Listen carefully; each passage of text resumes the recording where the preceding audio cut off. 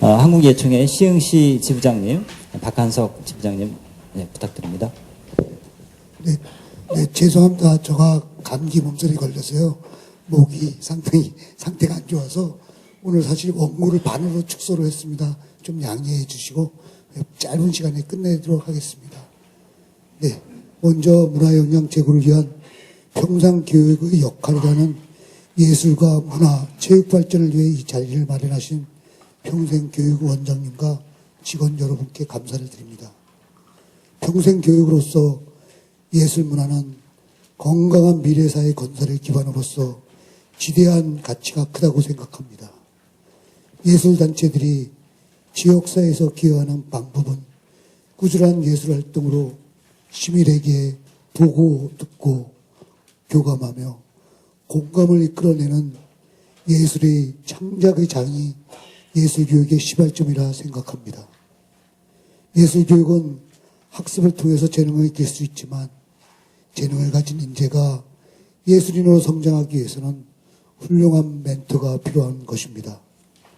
훌륭한 멘토란 것은 직접적인 스승을 말하는 것보다는 예술인으로서 몸으로 체득하는 과정과 학습적인 면보다 중요하므로 수준 높은 공연 예술을 접할 수 있어야 하며 수준 높은 작품을 가까이서 접할 수 있어야 안목이 넓어지고 감각이 익히며 미래를 설계할 수 있을 것입니다.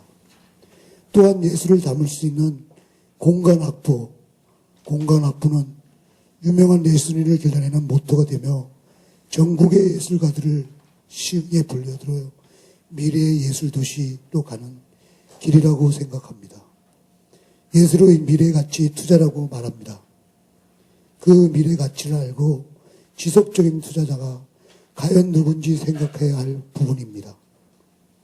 어느덧 시흥예총도 20주년을 맞이하였습니다.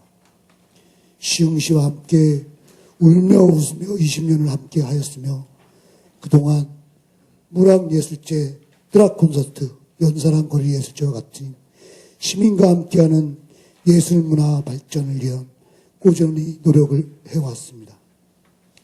현재 진행 중인 시흥예총 아카데미의 9개 강좌를 통해서 청소년과 시민들에게 예술문화 저변 확대와 시민들에게 풍요로운 삶의 질 향상을 위하여 노력하고 있습니다. 또한 내년부터 시행되는 주 5일 학교 수업은 예술문화를 더욱 발전시킬 수 있는 그동안의 공부했기를 의미있게 채우면서 부모와 함께 아름다운 내일을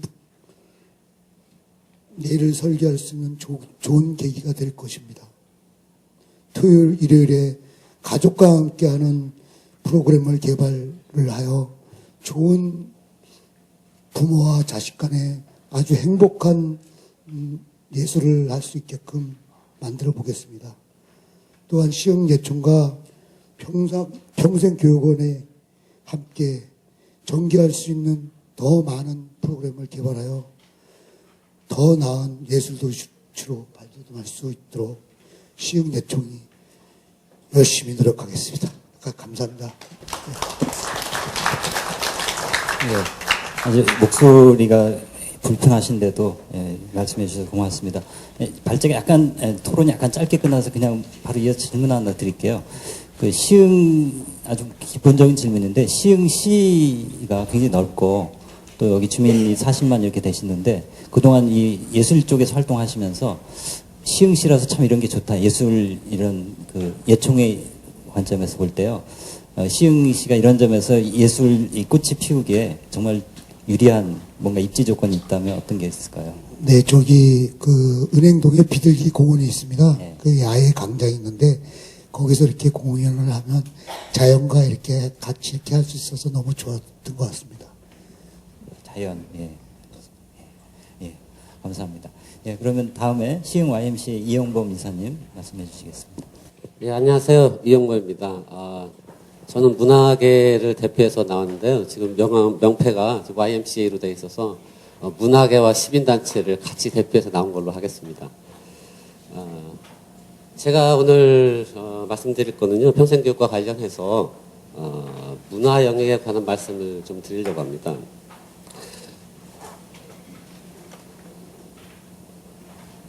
문화라고 하는 개념이 교과서마다 워낙 많은 정의가 있고 너무 폭넓은 개념이라서 사실은 문화를 정의하기가 쉽지는 않습니다. 그래서 저는 제 나름대로는 좀 그 일반 교과서에 나오는 그 문화에 대한 정의보다 좀 폭넓게 정의를 하고 있습니다.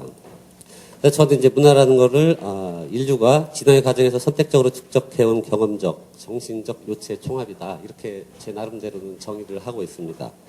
그래서 뭐 이제 문화 역량을 강화한다는 것은 기호나 행위로 모방되는 것을 포함한 인간과 사회 그리고 자연의 사회관계를 이해하는 능력을 습득하는 것이라고 저는 나름대로 생각을 하고 있는데요. 그러니까 앞에서 기호나 행위로 모방되는 것은 사실은 가정이나 학교에서 이루어지고 있습니다. 이루어지고 있고요. 나머지 인간과 사회 그리고 자연과의 사고 관계를 이해하는 것은 결국 이것이 시민사회 영역이 아닌가 그렇게 생각을 하고 있습니다. 뭐 저도 파워포인트를 준비를 해왔는데요. 이거를 다 말씀드릴 수는 없을 것 같고 일단 여러분들이 잘 아시는 분이죠. 미하이 미하이라고 하는 분이 몰입의 재발견에서 쓴 내용인데요. 그러니까 세상을 올바로 이해하는데 세 가지 장막이 있다고 합니다. 하나는 유전자의 장막이고, 그리고 두 번째는 문화의 장막, 그리고 세 번째는 자아의 장막입니다. 근데 유전자의 장막이라고 하는 것은 뭐 생물학적 본성이기 때문에 우리가 학습과 교육을 통해서 쉽게 고쳐질 수 있는 건 아닙니다. 뭐 자아의 장막도 그 유전적인 요인과 문화적인 요인이 같이 합쳐져 있기 때문에 실제로 학습과 교육을 통해서 쉽게 고쳐지지는 않을 것 같고요. 그렇지만 이제 문화의 장막은 우리가 얼마든지 교육과 학습을 통해서 해결될 수 있는 문제다라고 생각합니다. 그래서 이분이 그 문화의 장막이 가져온 두 가지 폐해에 대해서 이제 말씀을 하셨는데요. 첫 번째는 어떤 한 가지 지배적인 문화가 그 사회를 강구하게 자리 잡고 있을 때 일단 개인의 잠재력이 제한된다는 거죠. 그리고 두 번째는 내 집단만이 옳다라고 하는, 내 집단이 우월하다라고 하는 의식 때문에 외 집단에 대해서, 그러니까 타 집단에 대해서 적대감을 형성할 수 있다는 겁니다. 그러니까 문화가 필요한 것이 사실 이런 갈등을 해소하는 문제인데요. 잘 안 들리시나요? 네. 그래서 이분이 주장하는 것이 결국 이 문제를 해결하는 것은 결국은 문화와 교육의 힘이다라고 이제 하고 있습니다. 그러니까 김구 선생도 예전에 백범일지에 보면 이분이 꿈꾸는 나라라고 하는 것이 문화 강국이거든요. 그래서 이분은 부강하다고 하는 것은 자기 영역을 지킬 수 있으면 되는 거고, 부라고 하는 것은 생활을 누릴 수 있으면 정도면 충분하다. 하지만 자기가 정말로 원하는 나라는 문화의 힘이 강한 나라라고 이제 생각을 했던 거죠. 그래서 이분도 역시 이 교육의 힘이 이런 나라를 만들 수 있다고 생각을 했던 것 같습니다. 지금 이제 문화가 그럼 어떤 역할을 할 수 있는가? 아까 말씀드렸다시피 이제 첫 번째는 구성원 간의 그런 갈등을 해소할 수 있는 역할을 문화가 해줄 수 있다라고 생각을 하고요. 그리고 이제 그 다른 사람과 다른 나라, 다른 민족의 문화를 이해하고 또 그들과 함께 융화하는 역할을 해줄 수 있다. 그걸 통해서 공동체의 복지와 안녕에 기여한다라고 하는 게 이제 그 문화의 기능이라고 저는 생각하고요. 그걸 통해서 결국은 우리가 꿈꾸는 바람직한 공동체를 이루어낼 수 있다라고 생각이 듭니다. 다음으로는 지금 이제 시흥시가 처해 있는 문화역량 강화를 위한 그 해결 과제가 뭔가라고 이제 제가 생각을 해봤는데요. 첫 번째는 문화 인프라가 이제 턱없이 부족하다는 겁니다. 근데 이제 이 문화 공간이라고 지금 사진에 나온 사진은 옛날에 추진되었던 문화예술회관이 지금 이제 보류되었죠. 근데 그렇지만 아마 모든 지자체가 이런 큰 시설물을 갖는 게 꿈일 겁니다. 근데 이거는 현실적으로 이제 재정 문제가 있기 때문에 단기간에 해결되리라는 생각은 안 하고요. 하지만 이제 장기적으로는 이런 것들을 뭐 어차피 추진을 해야 될 것 같습니다. 해야 되는데 문제는 이런 시설물을 마련할 때 일단 이곳을 사용할 사람들의 의견이 반영돼야 된다는 겁니다. 대부분은 규모와 시설에 너무 신경을 쓰다가 정말 쓸모없는 대강당이 되어버리는 사태가 벌어질 수 있기 때문에 앞으로는 뭐 이런 시설물을 마련할 때 일단 그것을 사용할 사람들의 의견이 충분히 고려돼야 된다고 생각을 하고요. 그리고 이제 당분간 이런 문화 인프라를 확충하기가 거의 불가능하기 때문에 일단은 단기적으로는 이제 소프트웨어 부분을 강화할 필요가 있다. 교육 프로그램이나 학습 프로그램들을 좀 더 강화하는 단기적 과제들을 해결해야 될 필요가 있다고 생각을 하고요. 지금 뭐 결국은 돈 문제인데요. 지금 도표에서 보시는 게 지금 시흥시의 교육문화 예산입니다. 아마 이 모든 지자체가 마찬가지겠지만 중앙정부가 어떻게 예산을 편성하느냐에 따라서 그 비율이 거의 비슷하죠. 모든 지자체들이. 실제로 뭐 교육 예산 같은 경우는 4.5%를 차지하는데요. 이것이 뭐 그 유아나 초중등 교육비가 대부분을 차지하고 있습니다. 그리고 이 부분이 상당히 증가율도 높고요. 아마 이거는 보육비의 증가 때문에 아마 이런 높은 비율로 예산이 증가하지 않았나 생각이 들고요. 문화 예산들은 전체적으로 모든 시자체가 상당히 좀 적은 편입니다. 시흥시도 마찬가지인데요. 이것이 지금 점차 줄어들고 있는 이런 양상을 보여서 좀 안타깝다는 생각이 좀 듭니다. 근데 이제 앞으로는 결국은 이제 교육문화 예산이 비율은 적지만 이 파이 자체는 이제 앞으로 점차적으로 키워야 된다라는 게 이제 제 생각이고요. 그리고 두 번째 이제 그 시흥시가 해결해야 될 과제 중에 하나는요. 이제 인적 네트워크가 상당히 이제 미흡하다는 점입니다. 일단 제가 여기에서 시흥시에서 거주한 지가 한 10년째 정도 되는데요. 인적 자원이 상당히 부족하다는 느낌을 많이 받았습니다. 그러니까 이런 토론회도 마찬가지고 어느 모임을 가든 거의 보던 얼굴이 똑같이 볼 수 있는 그렇기 때문에 이런 것들이 좀 심각한 문제다. 그래서 이제 시 차원에서는 어떻게 인적 자원을 발굴할 것인가 좀 고민을 해야 된다라고 생각을 합니다. 물론 시에서도 뭐 정책기획단이나 위원회나 자문단이나 이런 공모제들을 통해서 뭐 인적 자원들을 계속 발굴을 하고는 있습니다만 실제로 시와 직접적인 이해관계가 없는 사람들이 그런 공모에 참여하기도 상당히 좀 어렵지 않을까라고 생각을 합니다. 그래서 이런 부분에 대한 시의 노력이 좀 필요할 것 같고요. 그리고 이렇게 인적 자원을 발굴했을 때 어떻게 활용할 것인가에 대한 고민을 더 해야 된다고 생각을 합니다. 그래서 이 사람들을 발굴을 했을 때 실제로 이제 학습 기회를 부여하거나 아니면 그 뚜렷한 역할, 그 사람의 전문 영역에 포함된 역할을 반드시 부여해야 된다고 저는 생각이 듭니다. 그리고 또 시흥시는 이 세 권역별로 나눠져 있기 때문에 지리적으로만 한계가 있습니다. 이런 문제들을 어떻게 해결할 것인지 특히 이제 정황권 같은 경우는 거의 인적 네트워크가 잘 형성이 되어 있지 않은 걸로 제가 알고 있는데요. 이 부분을 시에서 좀 적극적으로 나서서 좀 해줘야 되지 않을까 하는 생각이 듭니다. 그리고 세 번째 말씀드리고 싶은 것은 관주도의 학습체계입니다. 그러니까 지금 옛날에는 시민사회 영역이 7, 80년대까지만 해도 상당 부분 그 교양적인 시민을 양성한다든지 아니면 민주적 시민을 양성한다든지 이런 부분에 상당한 역할을 해왔습니다. 근데 지금은 대부분 평생학습 시스템이 잘 갖추어진 거는 좋지만 옛날에 시민사회 영역이 하던 영역까지 전부 다 지금은 관에서 하고 있다는 거죠. 그래서 지금 시민사회의 역할이 지금 경쟁력을 완전히 상실하는 상태입니다. 거의 위탁기관으로 지금 전락한 상태에 있고요. 이런 부분이 좀 심각한 문제라고 생각하고요. 그리고 이제 또 한 가지는 그렇게 함으로써 교육 공간을 지금 관이 독점하고 있다는 겁니다. 그러니까 예를 들면 제가 여기 시흥시에서 시민 인문학 교실을 지금 개설해 놓고 지금 운영하고 있는데요. 제 목표는 이제 48강을 앞으로 2년 동안 지금 진행하는 것이고 지금 한 20강 정도 진행을 했습니다. 근데 이 공간을 지금 관이 주도하고 있는 이 공간을 사용할 길이 없어요. 장기간 동안. 이것이 저로서는 상당히 좀 아쉬웠던 부분입니다. 그리고 이제 관주도의 교육의 문제가 뭐냐면 이 자발적인 활동가들을 양성할 수 없다는 겁니다. 그러니까 자발적인 활동가들이 관주도의 학습체계에 들어가서 스스로 조직화해내고 이런 것들이 상당히 어려울 것이라는 점이죠. 이것이 이런 부분은 시민사회 영역으로 이전돼야 된다라고 하는 부분이 이제 제가 주장하고 싶은 부분입니다. 그리고 세 번째는 학습 프로그램의 편중 문제인데요. 지금 대부분의 이제 그 프로그램이 지금 취업, 자격증 취득, 아동 중심으로 거의 이루어졌습니다. 그래서 지금 또 성별로 보면 거의 여성 계층에 지금 한정돼 있고요. 이런 것들이 상당히 좀 문제점이라고 생각이 들고요. 각 기관마다 제공하는 프로그램도 거의 그 항상 해오던 프로그램 아니면 중국성 프로그램이 상당히 많다는 겁니다. 그래서 이런 것들을 좀 개선하려면 문화 역량을 강화할 수 있는 프로그램들을 앞으로 개발해서 보급을 해야 된다라고 하는 생각이 듭니다. 그리고 이 도표는 아까 곽 교수님께서 그 자료집에 실었던 적인데요. 지금 보시다시피 문화 역량과 평생교육의 그 구분을 보면 생활문화 역량, 예술문화 역량, 사회문화 역량 이렇게 구분이 되고 있습니다.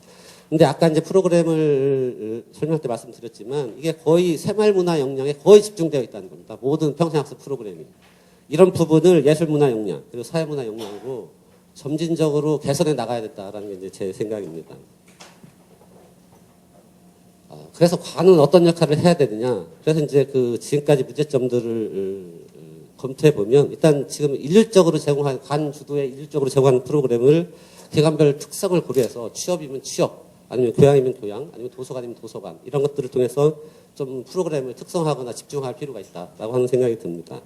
그리고 관은 이런 특성화를 해서 적절한 프로그램을 그 권역별로 분배할 필요가 있다라는 생각이 좀 들고요. 그리고 이제 그 학습기관들이 지금 인터넷상으로는 사이트가 통합되어 있는데 좀 과연 이 각 학습기관들이 인적 네트워크까지 통합되어 있는가라고 하는 데는 좀 의심이 듭니다. 이런 부분에 대해서 좀 노력이 필요할 것 같고요. 그리고 이제 이 학습기관들이 각 자기가 속한 분야, 취업이면 취업, 뭐 이런 부분만 전문적으로 일하기 때문에 다른 분야에 대한 것에 대해서는 거의 알지 못하는 상황이 있다. 그래서 이런 부분들을 학습기관 종사자들에 대한 제공이 필요하다라는 게 이제 제 생각이고요. 그리고 이제 지금까지 모든 뭐 문화 행사도 마찬가지고 이런 것들이 거의 이벤트성 행사로 치우치고 있다는 생각이 듭니다. 이런 것들이 행사는 그래서 이제 보통 공무원들이 아마 이런 행사가 거의 매일 열리기 때문에 아마 이런 행사 준비하느라고 거의 날을 셀 겁니다. 그러니까 이런 부분을 이벤트 중심 지향해서 성과를 나누는 행사로 전환돼야 된다라고 하는 게 이제 제 생각입니다.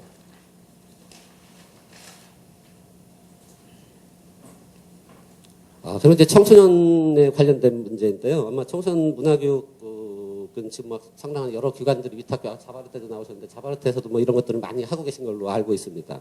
뭐 이건 아주 뭐 일상적인 얘기인데요. 뭐 동아리를 지원한다든지 문화접근기회를 지원한다든지 근데 이제 그 다른 지역 학부모들하고 얘기해 보면 시흥시에 살고 있는 청소년들의 그 문화적 수준 상당히 좀 불편하다고 느낀다고 그럽니다. 그러니까 다른 지역에 살고 있는 청소년들과 대화를 할 때 독서량이라든지 문화적 수준이라든지 이런 것들이 상당히 낮다고 두 학부모들이 평가하기 때문에 이런 것들을 어떻게 확대할 것인가를 좀 고민해야 될 필요가 있고요.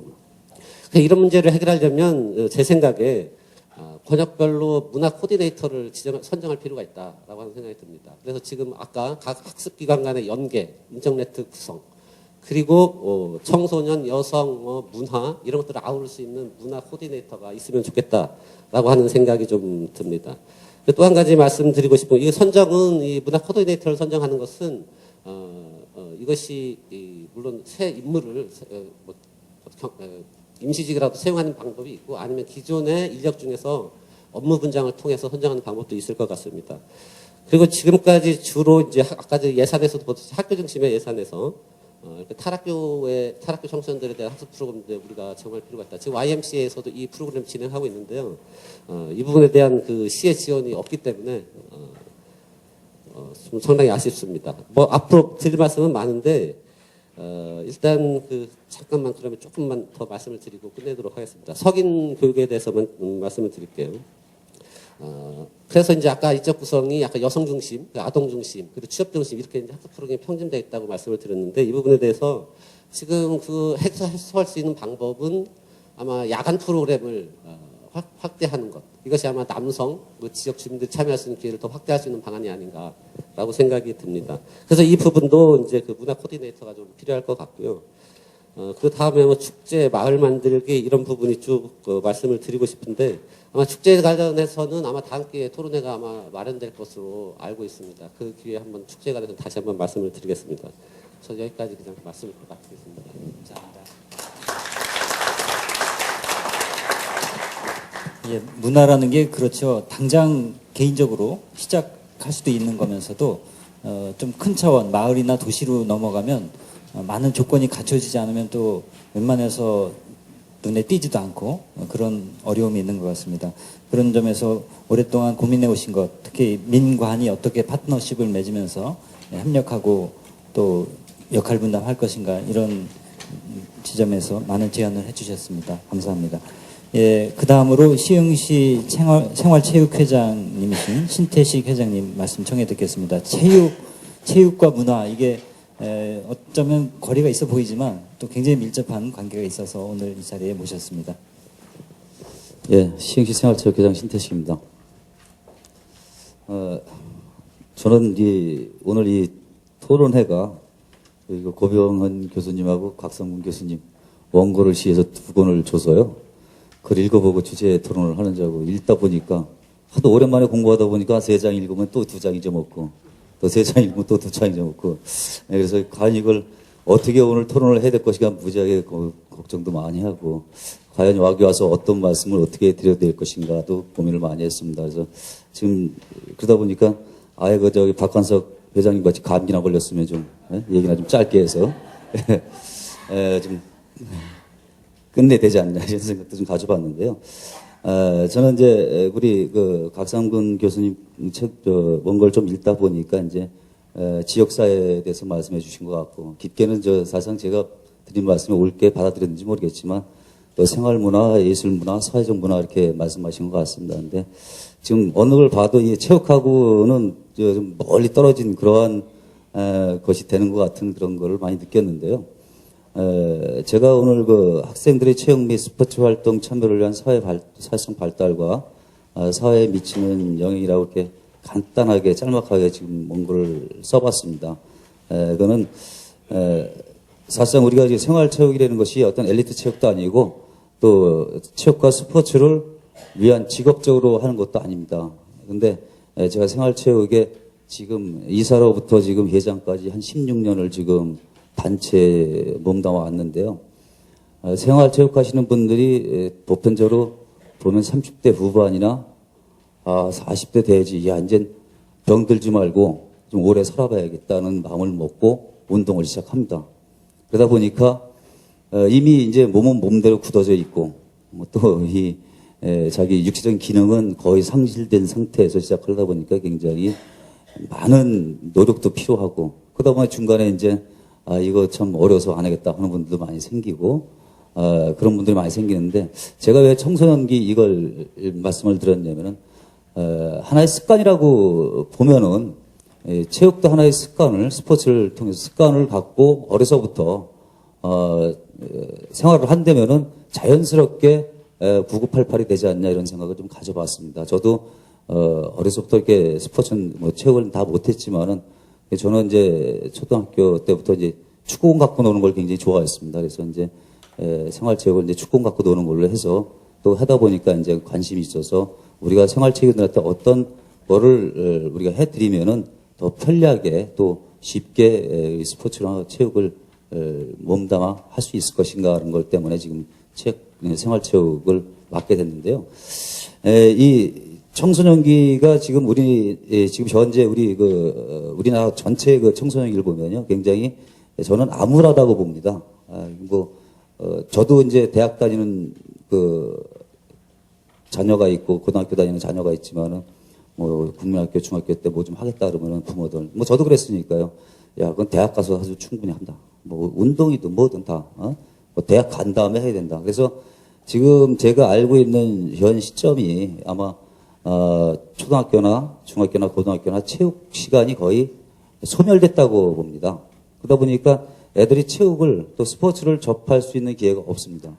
그러다 보니까 아까 곽상문 교수님 말씀대로 문화가 상실되고 컴퓨터에서 혀 짧은 말만 계속 하다 보니까 사실상 저도 애들이 하는 말을 못 알아듣습니다. 그러니까 우리나라 말이 많이 변질됐죠. 그러니까 제가 이런 말씀을 왜 드리냐면은 어려서부터 몸담고 어려서부터 습관화 시킬 수 있는 그러한 체육을 통해서 사회성도 알아야 되고 이 스포츠가요. 그냥 놀이문화로 아시겠지만은 스포츠에는 항상 규정이 있습니다. 규범이 있고 규칙이 있습니다. 그래서 스포츠를 하면서 축구를 한다 그러면 옵사이드도 있고 페널티킥 있고 이게 뭐가 반칙이고 이게 정당한 플레이고 이런 규범과 규칙이 있기 때문에 신체적인 발달과 정신적인 발달도 있겠지만은 그런 걸 통해서 사회성을 배울 수 있는 그런 것도 있지 않냐 이렇게 생각이 돼서 저는 사실 깊게 공부는 안 해봤고 또 이렇게 많은 그 준비는 못 해왔습니다.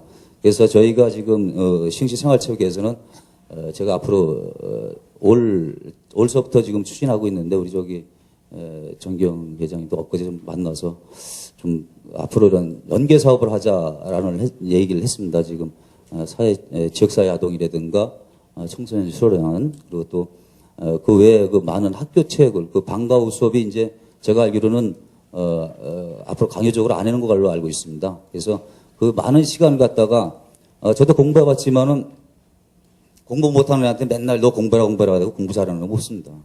놀 땐 놀게 해주고 또 놀게 해줘야지만 걔가 뭔가 자기 갈 길을 찾아서 뭔가 학습이라든가 체육이라든가 아니면 다른 분야 예술이라든가 자기 몸에 맞는 거 또 자기가 할 수 있는 그런 길을 갈 수 있는 그게 평생학습이지 않냐 저는 그렇게 생각을 하고 지금 이거 말씀을 드리는 건데 그래서 이 청소년기 때 우리가 신체적 심리적 그 많은 변화가 일어나는 그 시점에 우리가 너무 지적만 요구하지 말고 또 교육만 요구하지 말고 이 스포츠나 체육을 통해서 신체적인 발달, 정신적인 발달 또 그걸 통해서 사회성에 접목할 수 있는 그런 길을 만들어주는 게 우리의 몫이 아니냐 이렇게 생각이 됩니다. 그래서 그리고 저희 어렸을 때만 해도 그래도 컴퓨터라는 게 없지 않습니까? 그래서 가서 구슬 치기도 하고 나가서 뭐 공도 차고 또 야구도 해보고 또 저는 어렸을 때 또 탁구도 좀 이렇게 좀 해보고 이게 많이 스포츠 문화가 좀 많았었는데 지금 애들은 거의 그게 없습니다. 뭐 저희도 보면 집에 가면 애가 이제 학교 갔다 오면은 아침 7시에 나가서 밤 10시에 와서 그러고 난 다음에 그 시간 또 한두 시간 또 한 30분을 그 컴퓨터 만지고 싶어서 한날버절 하고 있습니다. 그것도 못하게 하는 게 또 부모님들이고. 예, 근데 그런 것보다도 이제 앞으로 한두 시간이라도 학교 체육을 통해서 또 학교 수업 후에, 방과 후에 체육을 통해서 우리 근성을 키워줄 수 있는 그런 것이 바로 우리 사회적 문화 또 우리 사회를 발전시킬 수 있는 그러한 원천이 되지 않냐 생각이 됩니다. 그래서 저는 이 학생들의 체육 및 스포츠 활동을 참여해서 또 사회성을 키워주고 또 거기서 자기가 사회에 이런 일꾼이 되고 이런 일원이 되어야 됐구나 하는 것을 스스로 공부할 수 있는 그런 걸 좀 일깨워주는 게 바로 우리가 해야 될 일이라 생각이 되고요. 이 습관이 되면은 스스로가 평생 이어지는 자기의 생활 습관에 대해서 뭔가 스스로가 발전할 수 있고 스스로가 개척할 수 있는 그런 힘이 생기지 않겠냐 이렇게 생각이 됩니다. 그래서 깊게는 좀 공부를 못 해봤지만은 저 생활체육이면서 한번 이런 걸 통해서 한번 말씀해 봤고요. 앞으로 우리 생활체육은 지금 거의 이제 생활체육인들의 그 대회 개최 비용으로 우리가 예산을 많이 활용하고 있습니다. 무슨 예를 들어서 뭐 연합회장기 대회라든가. 근데 제가 이제 여기 시장님이나 우리 문화체육에 관련된 과장님도 계시고 다 계신데 좀 부탁을 좀 드리고 싶은 것은 이렇게 관행을 좀 풀어서 청소년들한테 지원해 줄 수 있는 이 대외성을 갖다가 우리 성인들의 포커스를 맞추지 마시고 좀 청소년이나 이쪽으로 할 수 있는 그런 거를 좀 풀어주신다면은 우리 사실상 성인들은 본인들이 십시일반에서 충분히 대회를 치를 수 있는 그런 여건도 만들 수 있는 지금 현재 우리 시흥시 어느 문화 수준을 보면은 충분히 되어왔다고 이제 자부하고 있습니다. 그래서 그런 동아리도 형성이 돼 있고 동아리들끼리 좀 십시일반 걷어서 우리가 물론 시에서 예산은 줘야겠지만은 그 예산 주는 일부를 갖다가 우리 청소년과 아동들한테 전환을 시켜서 같이 우리 성인과 우리 청소년과 아동들하고 같이 운동할 수 있는 그런 걸 충분히 만들 수 있다고 생각이 되거든요. 그래서 그 가능모만 좀 풀어주신다면 같은 예산 갖고 우리 청소년 또 학교 그 방과후 수업에 우리 그 지도자라든가 우리 동아리에서 어느 정도 실력을 갖추신 분들이 시간적 여유 있는 분들이 가서 학생들을 지도할 수 있는 그런 입장을 충분히 만들 수 있지 않냐 생각이 됩니다. 그래서 그런 부분을 좀 심도 있게 검토해 주셔서 관함을 좀 풀어주신다면은 뭐 그런 쪽으로 한번 힘써볼까 생각합니다.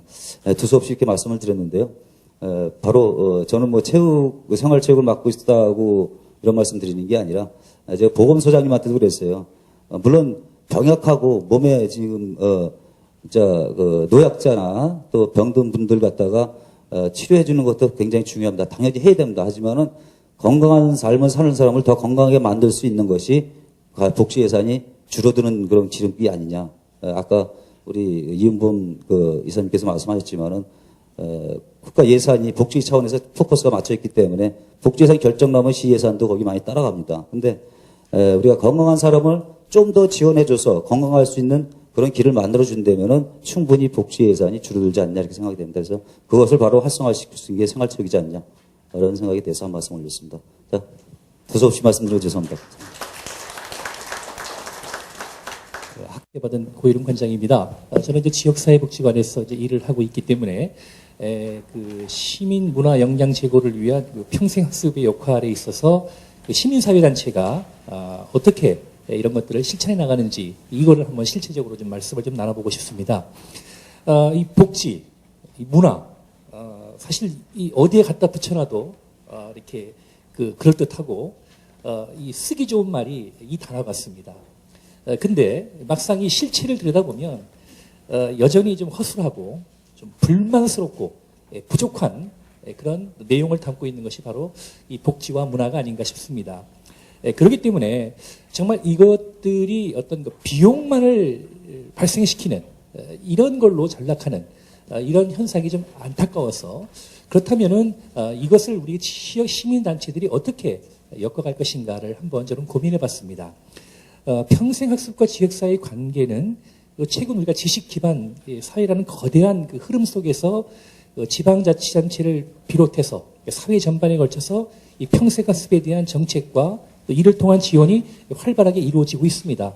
그렇기 때문에 우리 시흥시도 평생학습 도시라는 이런 지정이 되어서 지금 권역별로 다양한 활동들을 펼쳐나가고 있는 것이지요. 이러한 그 시민단체에서의 평생학습의 실체는 과연 어떤 것이냐 하는 겁니다. 시민단체가 지금 한 15년 동안 이 지역에서 그 지역 복지 실천의 한 부분으로 다양한 영향력을 행사하면서 사업들을 진행해 왔습니다. 그것은 바로 이 바른 시민사회의 문화 확립을 위한 시민의식을 좀 높여보자. 그리고 이러한 것을 좀 교육을 통해서 좀 체계화하게 좀 해서 시민사회단체가 좀 민주적인 사회와 그 속에서 제대로 된 시민의 역할과 또 이들의 주체성을 한번 살려보자라는 취지에서 다양한 주민의식 교육들을 해오고 있는 것이 사실입니다.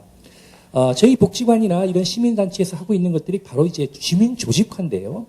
이런 주민의식의 교육이 왜 필요한가라는 것을 먼저 좀 봐야 되겠습니다. 우리가 이 시민의식은 이런 교육과 훈련을 통해서 이루어져야 된다고 생각이 되어지는데요. 주민 자신들이 문제의식을 가지고 그 지역의 문제들을 스스로 돌아보고 또 이것을 해결하기 위한 대안을 탐색하고 자신들이 이것을 해결하기 위한 방법들을 찾아보는 것입니다. 그래서 이런 주민 교육 훈련은 자신의 그 삶과 지역의 현실을 좀 의식하는 데 그치지 않고 해결을 위한 행동으로 나가도록 주민의 실천 의지와 역량을 조직화하는 것입니다. 그래서 이러한 활동들로 지역의 리더들을 모여서 복지 교육을 시키고 또 이 리더들이 결국은 본인들이 거주하고 있는 지역에 가서 다양한 주민들과 접촉함으로 해서 그러한 역량들을 끌어내는, 그래서 이것을 하나의 우리의 어떤 시민의 역량으로 키워내는 이러한 역할을 하도록 이런 교육들을 해가는 것이지요. 그래서 우리가 지금 하고 있는 것이 바로 살기 좋은 마을 만들기입니다. 대표적인 것이. 그래서 지금 현재 우리가 그 지방 분권이 지금 가속화되고 있는 가운데서 그 지역만이 가지고 있는 이 문화의 주요성들이 높아가고 있지요. 그래서 요즘은 어느 지방 단체마다 그 지역의 특성을 살려서 그것을 상품화하고 브랜드화하고 그래서 그 지역을 찾아와서 많은 그런 어떤 문화적인 것을 향유해 가도록 하는 그런 일들이 많이 펼쳐지고 있지 않습니까? 우리 시흥도 가끔 능력불리가 아침 방송에 선전 나오더라고요. 예, 이런 것처럼. 그래서 이러한 이 문화의 중요성이 높아지고 있는데, 이런 지역의 문화 환경을 주민의 생활의 질과 밀접한 관계를 가지고 주민의 자발적인 참여로 가꾸어 갈 때 하나의 지역 문화로서의 전통성과 진정성을 확보할 수 있지 않겠는가라는 것입니다. 그래서 지역사회 조직화를 통해서 특유의 지역 문화를 창출할 수 있다는 점에서 지금 현재 우리 시민사회단체에서 하고 있는 이 살기 좋은 마을 만들기는 대단히 좋은 사례다라고 얘기할 수 있고요. 역시 이것은 주민을 위한 지역 문화로 이렇게 또 향상되지 나지 않겠는가라는 겁니다. 지역에는 항상 갈등이 있습니다. 이런 갈등을 어떻게 승화시키고 또 이 갈등을 분열을 뛰어넘어서 성숙과 성장으로 가는 것이냐. 이것은 결국 주민 조직화와 주민 역량 교육에 달려 있다고 생각합니다. 최근 우리 시민단체를 중심으로 우리 시흥의 시민 헌장을 지금 제정하고 있는 것으로 알고 있습니다. 그 시민의 그 문화적인 품격, 시민의 품격을 우리가 뭘로 보여줄 것이냐는 것입니다. 요즘은 어떤 지역 공동체가 어떤 님비의식이나 아니면 단지 자신들의 집값을 올리기 위한 단합의 어떤 그런 결정체로만 보여질 것이 아니라 정말 내가 사는 동네, 내가 사는 지역을 정말 우리 스스로 품격 있게 드러낼 수 있는 그러한 문화 역량, 시민의식이 깔려져야 된다는 것입니다. 그것을 촉진시키고 그것을 조직화하는 것이 바로 이 시민사회단체요, 지역사회 복지관이 되어야 된다는 것이고 또 그런 활동을 더 활발하게 앞으로 더 전개해 나가야 되겠다는 것입니다. 그래서 우리 지역에서 시역만 들어오면 뭔가 쾌적하고 뭔가 질서가 있고 그 다음에 뭐 각종 뭐 범죄 뭐 이렇게 그 많은 지역이라고 합니다만은 유치장에 유치인이 없어서 유치장 경찰서에 100기를 꽂는 날이 1년 360이 되도록 하는 이러한 어떤 우리 비전과 그런 어떤 꿈을 가지고 지금부터 지구가 내일 멸망하더라도 오늘 사과나무를 심는 마음으로 우리 지역, 우리 스스로 주민들의 의식과 역량을 키워내는데 혼혈을 기울여야 된다는 것입니다. 최근에 복지가 많은 정치적인 화두가 되고 있습니다. 이제 퍼주는 복지는 어렵습니다. 따라서 정말로 마중물을 주어서 생물을 풀어낼 수 있는 그런 방향으로 우리가 가야 된다는 것입니다. 그러기 위해서는 많은 시민사회단체, 또 여기에 계시는 많은 오피니언 리더들, 또 그분들이 그 지역하고 있는 그 지역의 많은 주민들, 또 거기에 대한 리더들이 서로 연대함으로써 이러한 부분들이 더 촉진될 수 있도록 그런 역할들을 해줘야 되고 거기에 역시 우리 시민사회단체나 이런 지역의 복지기관들이 앞장서서 나가야 된다고 보여집니다. 정말 이 지역의 다양한 이 공공과 민간 자원의 협력을 통해서 우리가 사는 복지 공동체를 구축해야 되는 것이 우리가 앞으로 해야 될 정말 비전이 아닌가. 그래서 앞으로 이런 품앗이형 주민복지가 가능하도록 정말 이러한 축들을 더 만들어내는 것이 우리가 지금 해야 될 일이고 그것이 바로 실천력이 있는 문화의 하나의 표현이 아닌가라는 생각을 하면서 내용을 마치겠습니다. 고맙습니다. 사람들이 마음은 있지만 같이 행동하지 못하는 것입니다. 저희가 이제 이런 교육이나 이런 과정을 많은 홍보를 하고 지역에 모시면 정말 안타까운 것이 모이는 인원이 이렇게 많지 않다는 겁니다. 물론 이게 인원 동원의 의미는 아닙니다. 그러나 결국 이런 데에 대해서 관심을 갖고 참여하는 곳에서부터 출발이 돼야 되는데 여기까지 과정이 너무도 어렵고 힘들다는 것이지요. 그래서 저희 실천가들이 늘 고민하고 있는 것이 정말 우리 주민들을 어떻게 이 현장으로 끌어올 것이냐, 또 같이 어떤 문제의식을 갖고 공유할 것이냐, 여기에 지금 저희들이 초점이 맞춰져 있습니다. 근데 시민 내지 주민이 여러 층이지 않습니까? 네. 뭐 세대도 있고 남녀도 있고 계층도 있고 또 중요한 게 얼만큼 여기 오래 사셨는가, 굉장히 오래된 분도 계시고 최근에 오셨다가 그냥 빨리 가실 분도 계실 텐데 뭐 그런 것에 따른 차이나 어디에 좀 전략적으로 이렇게 이 우리 살아가는 삶의 문제입니다. 아까 우리 삶과 문화를 얘기했지만 이제는 살고 싶은 곳을 찾아다니는 이동성이 강화되는 시대입니다. 그렇기 때문에 우리 지역이 살기 좋고 또 주변에서 살기 좋은 곳이 평이 되면 사람들은 저절로 찾아오게 됩니다. 그런 지역을 현재 살고 있는 우리가 만들어야 된다는 것입니다. 어디 좋은 데를 찾아가는 것이 아니라 우리가 살고 있는 여기를 남들이 찾아오게 하는 살기 좋은 마을로 만드는 것이 우선이라고 생각됩니다. 네, 반갑습니다. 방금 소개를 받은 신한문학교 자발대 대표를 맡고 있는 이은진입니다. 예, 앞에서 저는 너무 좋은 말씀들을 많이 하셔갖고 특히 제가 이제 두 분 발제 먼저 자료 받아서 보고 또 오늘 이야기 듣고 그래서 되게 사실 저도 되게 감동을 받은 내용들이 되게 많았어요. 이제 저희가 고민하고 있는 맥락하고도 많이 닿아 있고. 근데 이제 사실 문화예술 교육 문화예술이 중요해, 문화가 중요해 이런 얘기는 되게 오랫동안 사실 해왔잖아요. 80년대도 누가 얘기했든지 간에 무슨 뭐 3S 정책이든 뭐 어떤 문화에 대해서 강조하던 어떤 정책들이 있었고, 뭐 90년대 기업문화 정책이라든가, 문화산업을 육성하자라든가, 뭐 여러 가지 뭐 창의 한국, 뭐 이렇게 문화나 예술이 중요하다는 얘기는 굉장히 많이 하지만, 사실 그 안으로 들어가면 어떤 목적으로, 어떤 그 목표로, 누구랑 무엇을 할 것인가에 따라서 사실 굉장히 많은 범주가 나눠지고 있어요. 그래서 이게 다 문화예술 중요하다 그러면 그것도 맞고 그것도 맞아서 이 얘기도 맞고 저 얘기도 맞지만 저는 정말로 이 지역에서 우리가 어떤 시민들을 어떻게 육성하기 위한 어떤 문화적 가치들이 중요한가에 따라서 되게 갈래가 달라질 거라는 생각이 좀 들고요. 저희는 사실 2004년부터 신나는 문화학교라고 하는 이제 프로젝트를 쭉 진행을 해왔는데 서울, 인천, 안산에 이제 지부가 있고요. 문화예술 교육을 기반으로 해서 교육도 하고 체험 프로그램도 진행하고 지역에 이제 기획 행사도 같이 하고 있습니다.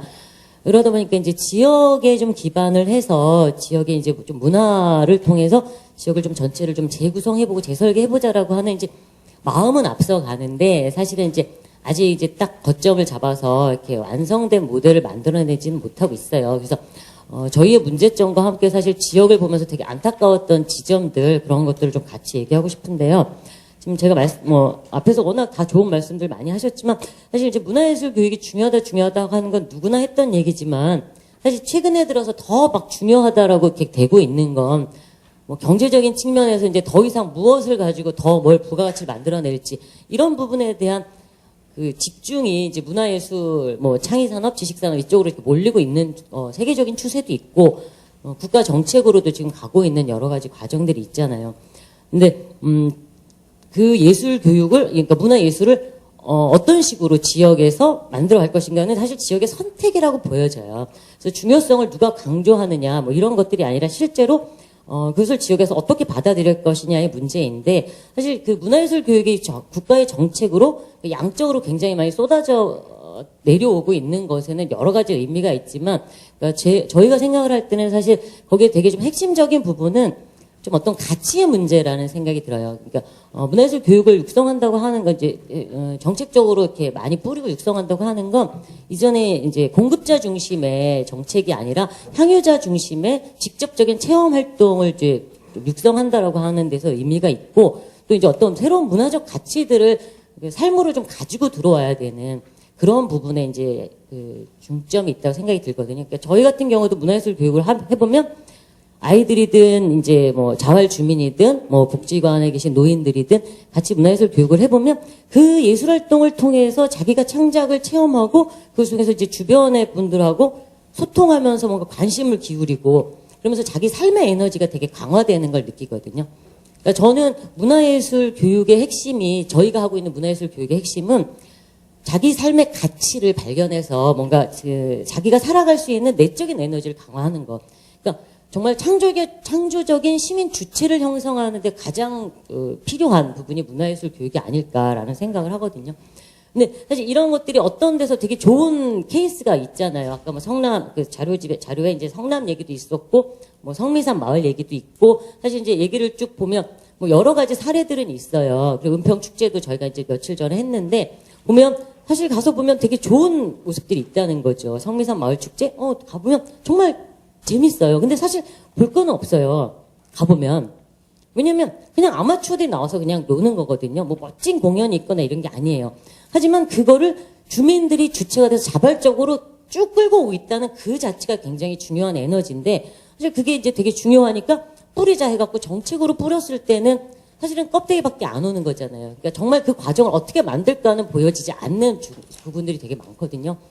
그러니까 요즘에 이제 L 시스테마가 되게 유행이잖아요. 한국에서 너무 갑자기 막 이제 작년부터 이렇게 막 붐을 일으키기 시작을 하는데, 사실 L 시스테마 같은 경우도 국가가 물론 이게 개인들이 시작은 했지만 30년 가까이, 30년 그 앞뒤로 해갖고 막 얼마나 많은 역량이 쏟아부어졌고 그 안에 문화예술 클래식이라도 악기에 대한 교육 방법론이며 지역에서 만드는 어떤 시스템을 만들어 왔는지 오랜 기간의 과정이 있는데 그걸 이제 정책으로 뿌리기 시작을 하면서 어느 지역에서 L 시스테마의 모형을 만들겠다. 클래식 강사들을 모아서 오케스트라를 빈민 지역에 공부방 아동들을 모아서 L 시스테마 같은 그런 모델을 만들자라고 이렇게 떨어진다는 거죠. 저희한테도 되게 제안이 많이 와요. 근데 저희는 그걸 딱 보면 이게 오래 해갖고 연말에 발표회를 할 수 있는 이런 건 아니라는 생각이 들거든요. 거기 L 시스테마 해갖고 걔네 오는 그 구스타프나 그 합창 오케스트라가 엄청나게 몇십만 명의 그런 인프라가 있었으니까 거긴 절대 전문가를 양성하는 교육을 하지 않았겠죠. 클래식 교육을.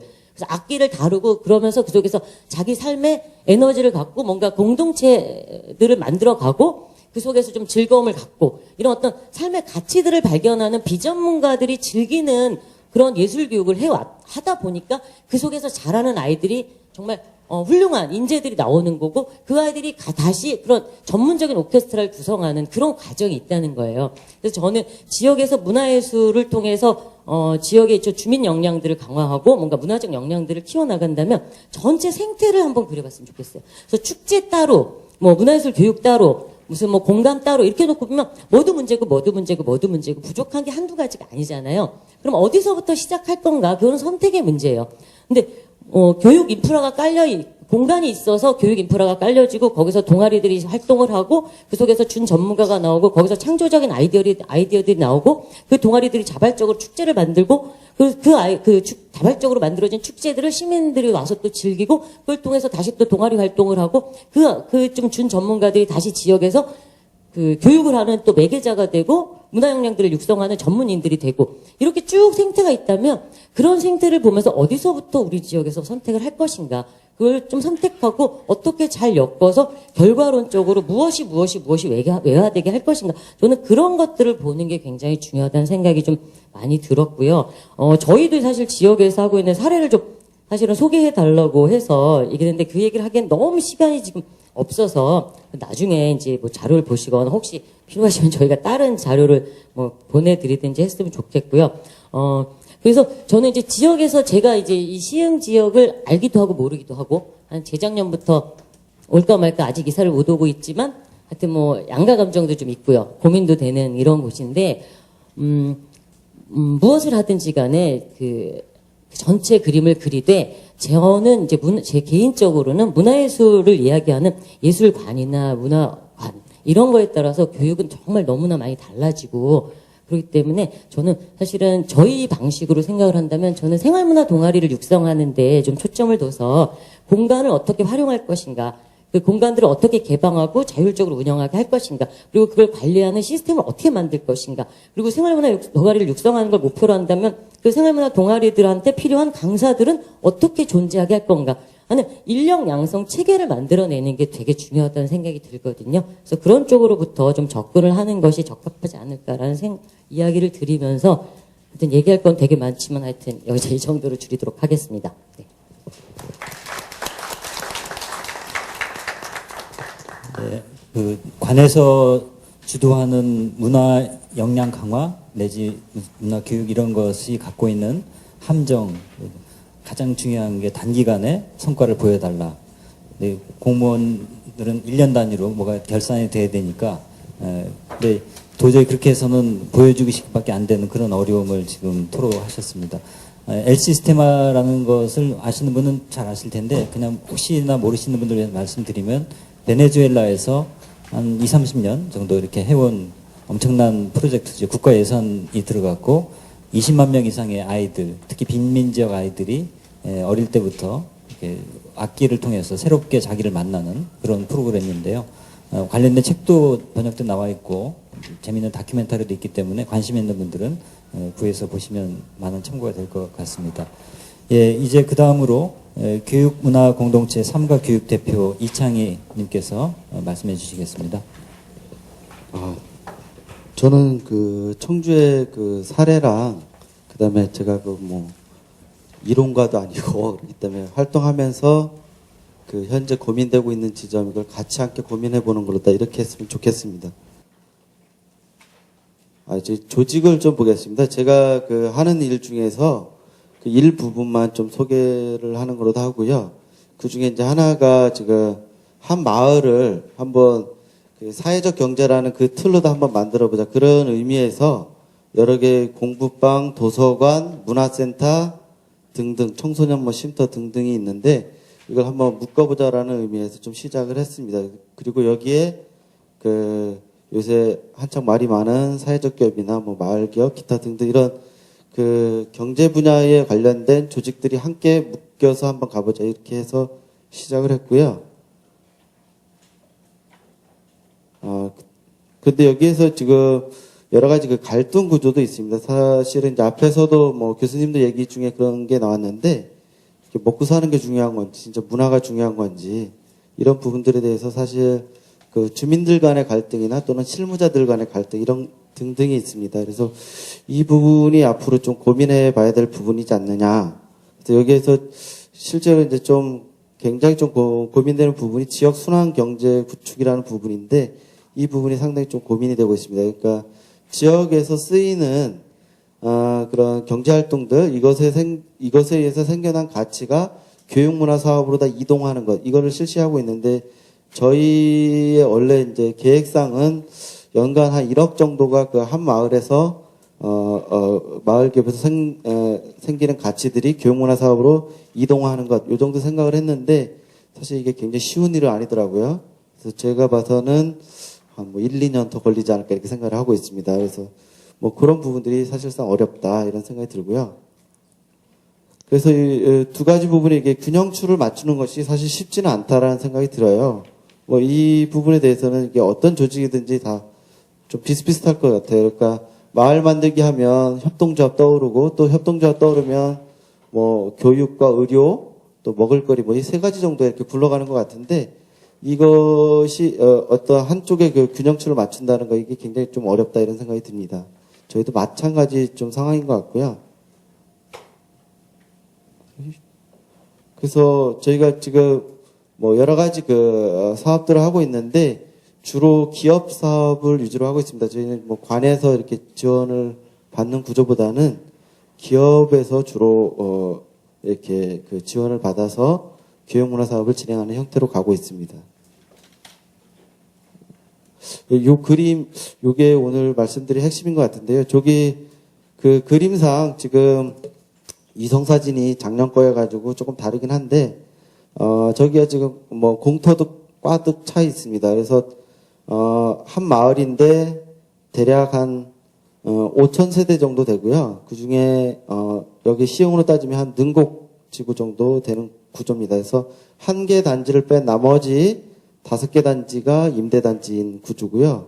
그리고 여기에, 저희가 임대단지 이외의 나머지 단지에도 그 도서관을 운영하고 있습니다. 그래서 명칭은 도서관이라고 저희가 사용하지 않고 교육문화센터라고 해서 운영을 하고 있고요. 각각의 도서관, 공부방, 청소년 쉼터, 주민 커뮤니티 센터 이렇게 4가지가 운영이 되고 있습니다.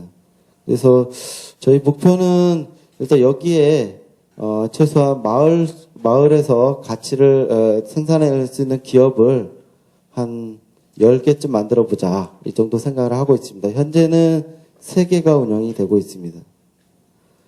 대충 그 아까 보았던 마을만 보면 임대단지가 77% 정도 됩니다. 3,471세대 정도 되고요.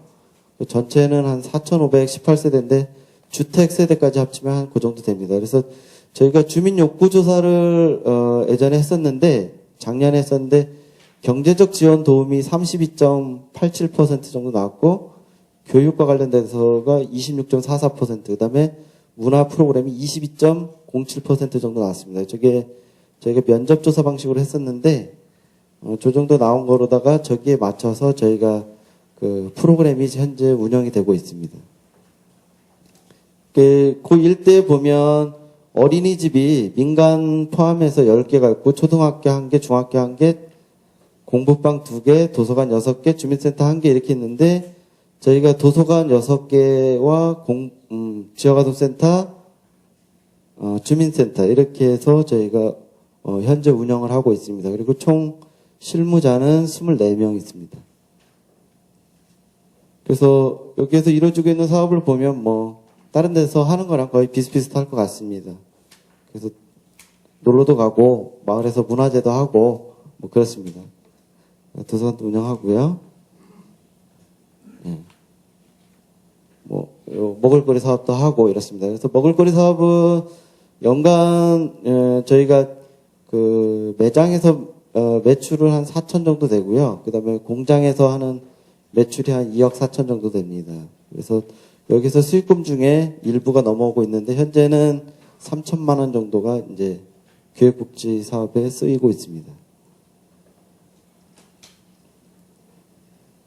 이 부분은 저희가 뭐 LH에서 지원을 받아서 했었는데 현재는 그 수익성이 그다지 좋지 않습니다. 그래서 월 매출은 300 정도 되고 연간 순수익은 1,000만 원 내외. 그래서 저희 같은 경우에 이게 그 투자한 사람들한테 돌아가는 게 아니어서 전부 다 그 교육 사업에 투자되고 있습니다. 그다음에 이 도시생태에 넣었던 이 부분은 조금 다른 부분인데요. 그 아파트 전체를 좀 바꿔보자. 그래서 아파트 내에서 먹을거리를 기르는 작업을 하고 있습니다. 그래서 식물 공장이라 해서 이걸 작업을 하고 있는데 저희가 농업기술원이랑 같이 해서 작업을 하고 있는데 그 월 매출은 한 1,000만 원 정도 되는데 실제로 그 순수익이 좀 떨어지는 그런 구조가 있습니다. 그래서 이거는 뭐 흔히 자기가 먹을 거리를 이렇게 생산해서 먹는다 요 개념이 아니라 저희가 단지마다 공장을 만들어서 그 식물 공장을 운영을 하고 있습니다. LED 조명 가지고 하는 건데 그래서 그거 가지고 재배한 걸 수익이 생기면 그 다시 이제 주민한테 돌아가는 구조 이렇게 하고 있습니다. 그다음에 마을 기업이라고 있는데 이건 뭐 그냥 반찬 가게인데 저희가 반찬 가게 하다 보니까 잘 안 되더라고요. 그래서 실제로 보니까 그 지역의 공공시설에 이렇게 좀 납품하는 형태로 현재 운영하고 있는데요. 그 각 문화센터에 모두 다 그 공공급식을 하고 있습니다. 그래서 저희가 1인 200식 정도 운영을 하고 있고 여기서는 수익이 좀 많이 나는 편입니다. 그래서 현재는 월 500 정도로 이렇게 그 맞춰가고 있는 상황인데 언제 망할지 잘 모르겠습니다. 네, 뭐 마을 축제 부분인데 요거를 조금 말씀드려야 될 것 같아요. 제가 그 마을 축제를 여기 이게 민간 사업이어 가지고 조금 그럴 것 같은데 저희도 원래 저희 자체적으로 그 축제를 이렇게 계속 했었습니다. 그래서 제가 그 농촌 지역에서 이렇게 축제랑 또 도심 공동화 지역에서 축제랑 그다음에 뭐 도시 이런 아파트 밀집 지역에서 축제 이런 것들 이제 진행하면서 저희 조직 독자적으로 이렇게 한 적도 있고 그다음에 이렇게 뭐 주민자치위원회나 동사무소 시랑 이렇게 같이 한 적이 있는데 하다 보면 항상 이렇게 준비하는 과정이나 끝나고 나서 꼭 뒤가 캥기거나 이런 경우들이 좀 있더라고요. 이제 그런 부분들 뭐냐면 실제로 그 기획하는 목적이 좀 다른 것 같았어요. 그러니까 어떤 목적에서 이걸 하느냐 이거에 대해서 좀 다르다 보니까 약간 이견이 있었는데 이제 그런 것들이 실제로 이제 뭐 이렇게 지역 발전 또는 지역화 이런 것도 다 이렇게 무너지더라고요. 그래서 그런 면에서 이제 축제는 굉장히 좋을 것 같은데 제가 봐서는 그 일회성으로 이렇게 끝나는 건 좀 바람직하지 않은 것 같고요. 저희가 보통 한 400명에서 500명 정도 모이는 축제 이렇게 하는데 거의 격달로 다 이렇게 단지마다 진행되는 것. 그리고 또 한 가지는 마을에 아파트 단지에 일주일에 1회씩 그 장터가 열리는데 거기에 수익금이 외부 상인들이 가져가는 형태잖아요. 실제로 주민들이 쓰는데 그래서 그 장터와 축제를 연결시켜서 거기에서 나오는 수익금이 주민한테 돌아가는 형태 이렇게 좀 추진을 하고 있어요. 그래서 대략 아파트마다 보통 평균 200만 원 전후에 그 임대료를 받습니다. 그 장터가 들어오면 보통 천막 하나당 2만 원 정도를 받는데 대략 200만 원 전후를 받습니다. 매월. 그래서 그 돈의 일부랑 또 하나는 장터에서 직접 참여해서 주민이 참여해서 그 돈이 그 교육문화 사업으로 가는 이런 방향으로 다 저희들이 추진을 하고 있고요. 이것도 뭐 사실은 난관이 되게 많습니다. 그 상인들과의 이해관계 뭐 이런 부분들에서 실제로 굉장히 좀 오랜 기간이 걸린다 이렇게 생각이 들고요. 예. 술도 많이 먹어야 되고 그렇습니다. 안 넘어가는데. 이게 이제 뭐 저희들 목표이자 뭐 비전인데 저 부분은 저희가 이렇게 지역에서 마을형 한번 기업을 만들어 보자 뭐 그런 부분이 있고요. 주민공동체 사업 뭐 지역 네트워크 이렇게 해서 이 부분은 지역 네트워크 부분이 좀 핵심일 것 같은데요. 실제로 저는 뭐 이렇게 사회단체 뭐 시민단체 이렇게 연대 활동 이런 거에 대해서 굉장히 회의적인 사람인데요. 그 조직 이기주의나 이런 부분들 굉장히 강하기 때문에 그런데 민간이 협력한다. 전 더 회의적일 수도 있다는 생각이 들어요. 근데 또 한 가지 그럼에도 불구하고 좀 이렇게 희망을 보는 부분들은 점차적으로 이렇게 이렇게 생각의 차이가 좀 줄어져 가고 있다 이런 생각이 있습니다. 그래서 이 부분에 대해서는 지역에서 그 네트워크 활동을 통해서 좀 해결해 갈 수 있다 이런 생각은 있어요. 그래서 그렇다면 가장 걸림돌이 뭐냐라고 봤었을 때 제가 봐서는 조직 이기주의도 하나이겠지만 또 하나는 뭐냐면 현재 그 투자 방식이 좀 잘못되어 있다. 그러니까 뭐 문화예술이든 아니면 교육이든 지금 교육, 문화, 복지 이 세 가지 영역이 이렇게 하나의 얼개로 돌아간다라고 했었을 때 이 지역을 디자인하거나 지역을 새로운 형태로 모델링하는 그런 지역 활동가들에 대한 지원 있잖아요. 이런 부분들이 사실은 사업적 지원만 이루어지지 사람에 대한 투자가 이루어지고 있지 않다. 그리고 이거는 실제로 전문가들이나 뭐 활동가들도 이거에 대해서 굉장히 인색하거나 옹색한 측면이 많은 것 같아요. 저는 뭐 당연히 200만 원, 300만 원 월급을 달라고 요구해야 될 것 같고요. 그런데 그거에 대해서 굉장히 인색하지 않나 이런 생각이 듭니다. 그리고 지금 사회적으로 저는 투자되는 그 돈은 저는 너무 많은 것 같아요. 사실은 뭐 문화든 뭐 복지든 일자리든. 그런데 과연 이것이 효율적으로 쓰여지고 있느냐라고 물었었을 때 효율적으로 쓰이지 않는 가장 큰 게 사업에 대한 투자이다라는 생각이 들어요. 그러니까 이게 어떤 운동적 차원으로 다 바라보고 그것을 운동을 진행하는 그 주체에 대해서 인적 자원에 대해서 투자하지 않는 한 저는 계속 지금과 같은 좀 과투자가 이루어질 것이다 이런 생각이 좀 듭니다. 그런 면에서 좀 사람에 대한 투자가 이루어져야 될 것 같다. 그리고 네트워크에 대해서 그 지역에서 본다라고 하면 실제로 저는 뭐 시흥시 같은 경우에 각 뭐 동마다 뭐 지역 디자이너라고 표현을 하면 좋을 듯 싶은데 저희가 그 지역 디자인을 할 수 있는 이런 사람에 대한 투자 뭐 이런 것들이 저는 굉장히 중요하다 이런 생각이 들고 그런 사람을 길러내는 게 저 지역 리더 과정이고 또 한 가지는 그거에 대해서 투자할 줄 아는 게 현재 여러 가지의 그 적절한 투자가 이루어지지 못하는 이런 사업을 해결해 나갈 수 있는 과제이다 이렇게 생각을 합니다. 마치겠습니다. 예, 청주에서 진행되어 온 사례를 사진을 통해서 보면서 한번 방문해 보고 싶다는 느낌 많이 가지셨을 것 같습니다. 다른 자리에서 쭉 진행해 오시면서도 또 우리가 공유할 수 있는 문제의식 내지 우리의 바람 이런 것을 또 나눠주셨습니다. 이따 이에 대해서 더 깊은 토론이 이어질 거라고 기대합니다. 자, 이제 입장이 좀 다른 분들 두 분 모시겠습니다. 시흥시 의회 김태경 의원님께서 말씀하십니다. 네, 반갑습니다. 저 시의회 김태경 의원입니다. 우리 시흥의 현실적인 문제를 사실 좀 하고 싶었습니다. 오늘 앞에서 처음에 우리 두 교수님께서 굉장히 좋은 말씀과 미래지향적인 말씀으로 오늘 토론회에 맞는 그런 주제 발표를 해주셨습니다. 그래서 그런 내용으로 제가 계속 뭐 같은 말로 이어간다면 정말 우리한테는 피가 되고 살이 되는 그런 얘기가 과연 나오겠는가. 그래서 조금은 저는 제 시간에는 좀 반성의 기회를 한번 삼아보자. 그래서 우리 시 정부나 우리 예술 단체나 예술인들이나 또 우리 시민의 입장에서도 또 왜 제가 이런 말씀을 드리냐면 저도 시의원이기 전에 예술 단체에서 거의 20여 년 가까이 이렇게 몸담고 같이 생활을 해왔기 때문에 이제는 우리가 조금은 좀 같이 시민의 그 향유 속에 들어갈 수 있는 그런 예술단체, 예술인, 시 정책, 정부.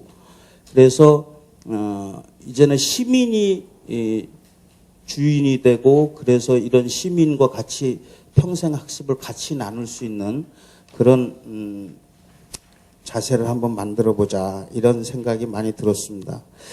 오늘 제가 칭찬보다는 우리가 조금 좀 지내왔던 과거를 한번 짚어봄으로써 이것을 이러한 이제는 숙제를 풀고 그래서 같이 우리 문제를 공유해서 해결하고자 하는 그런 마음으로 그래야 우리가 원하는 미래를 아까 얻을 수 있다고 교수님께서도 말씀해 주셨는데 참 좋으신 말씀인 것 같습니다. 그래서 그런 맥락에서 좀 이해해 주시고 제가 그동안에 예술단체에 있었던 입장 그리고 현재 이제 이런 그 공인이 돼서 시의원으로서 막상 들어와서 또 보니까 볼 수 있는 여러 가지 내용 이것을 간단하게 좀 압축시켜서 최대한 좀 빨리 말씀드리도록 하겠습니다.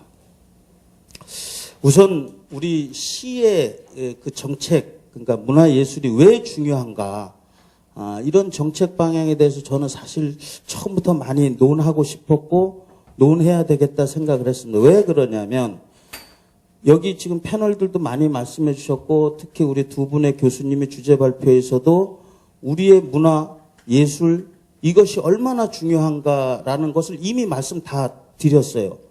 저 역시도 이 문화라는 것은 우리가 그저 허기 좋은 말 내지는 그냥 항상 일상 속에서 하는 말이거니 그런 내용의 얘기의 문화나 예술이 아니라는 거죠. 우린 이미 태어나면서 접하고 있고 죽어서도 우리는 그런 문화 어떤 예술에 우리는 살고 가고 있다는 그런 내용입니다. 인간이 전부가 그렇겠지만 특히 저희 민족 우리 한민족 같은 경우는 태어나서부터 울음으로 나라는 존재를 알립니다. 그러한 일상을 시작하는 시발점서부터 쭉 많은 역경 속에서 인생을 살아가면서 죽어서도 저희는 다른 민족과는 달리 또 우리만의 그런 장례 문화가 있고 거기에는 장례 그 곡이라는 그런 우리 문화가 있습니다. 그래서 저희들이 일생을 시작하면서 끝날 때까지 저희와 문화와 예술은 뗄래야 뗄 수 없는 그런 중요한 우리 일상의 일부분이긴 하지만 아주 중요한 부분이다.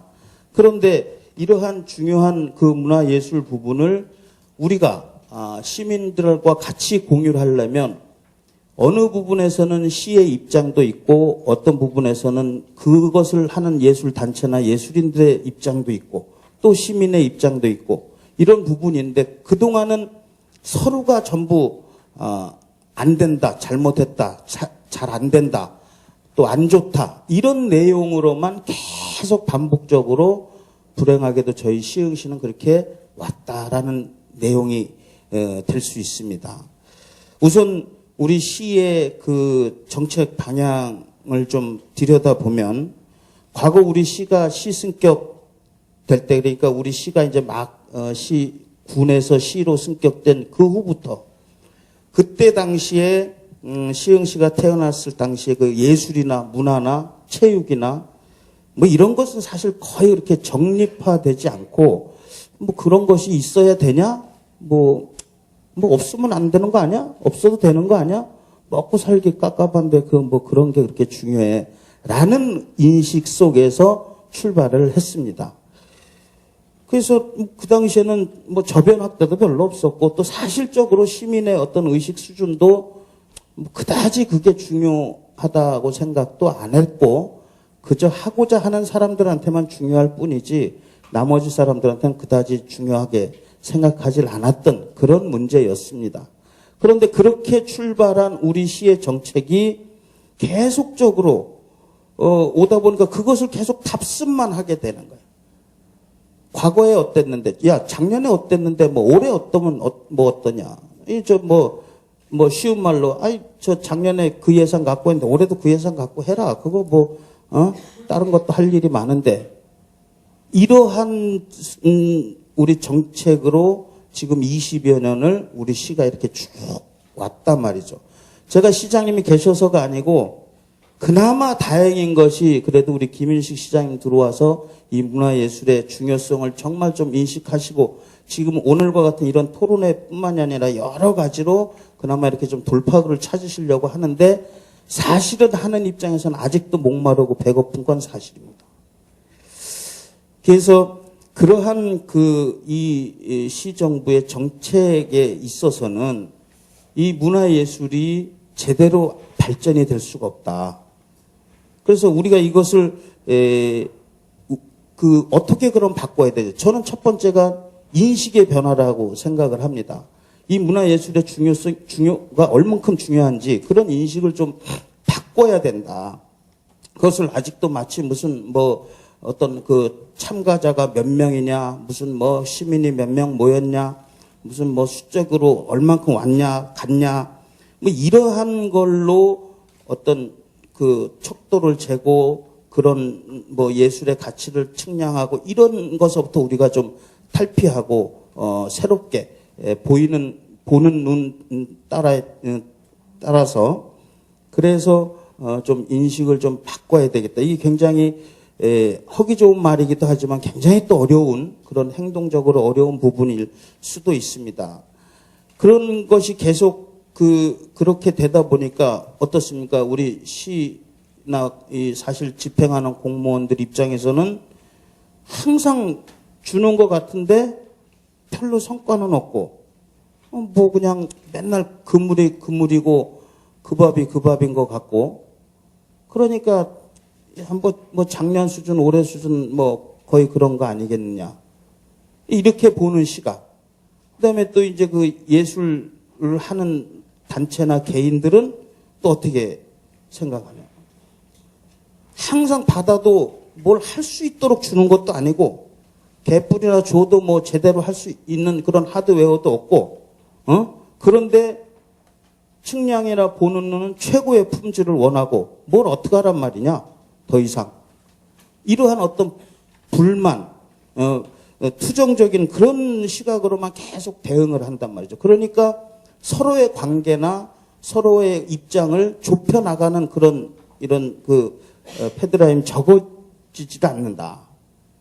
그래서 저는 참 이것을 어떻게 우리가 좀 바꿔 나가야 되느냐 그런 인식을 어떻게 변화시켜 줘야 되는가 하는 거에 사실은 좀 제 개인적으로는 딜레마에 빠지는 적도 있습니다. 이제는 우리가 그런 그 시각에서 이렇게 벗어나서 그 이 문화예술 예술 문화의 어떤 중요성을 서로 같이 인식을 해서 그런 것을 시민들과 같이 공유하고 시민들과 함께 나눠주고 근데 이 나눠준다는 말도 저는 좀 표현이 그런 게 원래는 시민들한테 저희가 문화예술을 돌려줘야 되는 게 맞습니다. 그것을 얼마만큼 돌려줄 것인지를 같이 우리가 이제는 고민하고 해결해야 될 때다. 저는 오늘 감히 사실은 제 이 원고에서도 좀 그랬지만은 오늘 저는 어떻게 하자 이렇게 하자 제가 말씀드리는 의견이 좋다라고 결론을 내리고 싶지 않습니다. 오늘 여기 모이신 모든 분들이 사실은 다 우리 지역의 리더자들이고 다 아시는 분들이기 때문에 이런 고민을 같이 해서 이제 이런 문제 해결을 답을 어떻게 찾아내야 할까를 사실은 저는 오늘 같이 찾아내고 공유하고 싶은 마음에서 감히 제가 이렇게 합시다 저렇게 합시다 이것이 맞습니다라는 결론적인 얘기는 사실은 하고 싶지 않고 또 제가 해서는 안 되겠다라는 생각이 들었습니다. 그래서 같이 이런 그 우리가 시민들하고의 얼만큼 시 정책과 같이 갈 수 있는가라는 것을 고민하고 해결해야 되겠다라는 생각이 들고요. 두 번째는 우리 그 예술 단체와 예술인들의 어떤 그런 생각, 자세 뭐 이런 그러면 지금까지 그럼 단체나 개인이 왜 시흥에서는 예술이 많이 그렇게 사랑을 받지 못했는가? 이거에 대해서 우리가 한번 좀 생각을 해봐야 되지 않겠느냐. 그러면 거기에 어떤 이유가 있었길래 그래서 저는 나름대로 또 제가 한번 저 혼자 저한테 이런 퀘스천을 한번 던져봤는데 과연 그러면 예술단체나 예술인 개인이 자기의 의무를 다 했는가? 의무라는 것은 예술하는 사람이 무슨 의무가 있어 그러겠지만 사실 예술도 봉사입니다. 봉사라는 것은 내가 예술을 함으로써 시민들한테 즐거움을 주고 시민들한테 어떤 이 행복감을 주고 하는 게 의무이자 봉사죠. 저는 그렇게 생각을 합니다. 그런데 그런 그 봉사, 그러니까 봉사에 앞서서 정말 그저 그냥 자기의 입맛대로만 하지 않았나. 그래서 많은 사람들이 공유하지 못해주기 때문에 사랑을 받지 못한 거 아닌가. 사실 그런 예술 보급에 많은 좀 힘을 썼느냐 이런 내용도 포함이 될 수 있습니다. 그것은 일정 부분 후배 양성도 좀 해야 되고 또 예술 인재를 좀 키워내야 되고 그래서 그런 후배나 인재 양성을 하는데 또 내지는 시민들과 같이 하는 거에 대한 그런 교육 방법도 좀 연구를 해서 이렇게 좀 예술이 어떤 저변 확대가 되고 많은 사람들이 공유해주고 그래서 많은 사람들한테 사랑받고 과연 이런 노력을 스스로들이 많이 했는지 한 번쯤은 우리가 되짚어 봐야 된다라는 생각이 저는 많이 들고요. 또 한 가지는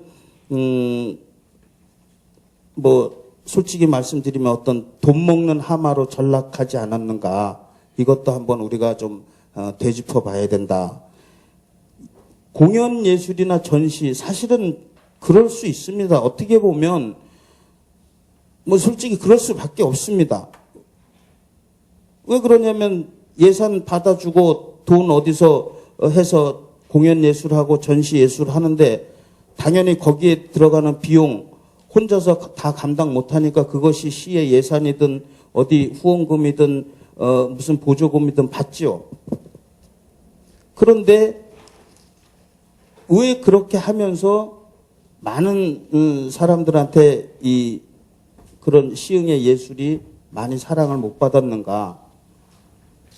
한 번쯤 우리가 깊이 생각을 해봐야 된다. 그것은 제 생각에는 많은 분들한테 그런 예술을 하는 단체나 개인이 감동을 많이 주지 못했던 것 같다.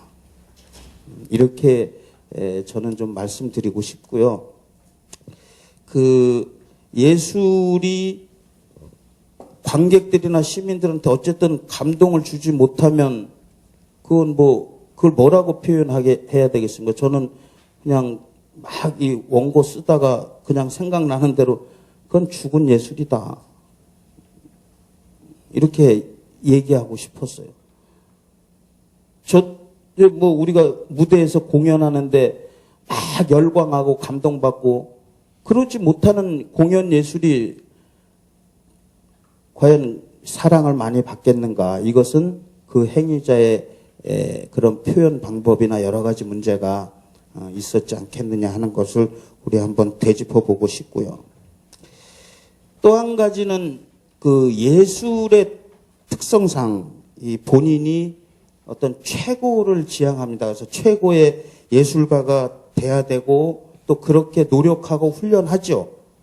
그렇기 때문에 뭐든지 정말 자기가 어떤 그 최고가 되는 그래서 그 누구보다도 그런 욕심이 많은 그런 예술하는 사람들이 그런 사람들일 것입니다. 그래서 뭐 잘한다 그러면 본인이 마치 진짜 최고인 양 조금 뭐 사실은 우쭐대기도 하고 뭐 어깨 좀 힘도 주고 그렇습니다. 근데 그런 사람들이 어떤 한 단체를 맡으면 계속 가요. 그것을 본인이 계속 유지하려고 해요. 상업적으로는 가능하죠. 자기가 뭐 어떤 단체를 만들든 뭐 개인 예술 활동을 하든 최고를 지향하고 최고가 돼서 그것을 돈을 벌기 위해서 또 일생에 자기가 그게 목표고 그럼 당연히 그거는 상관이 없고 당연히 그렇게 가야 됩니다. 그러나 공적인 이런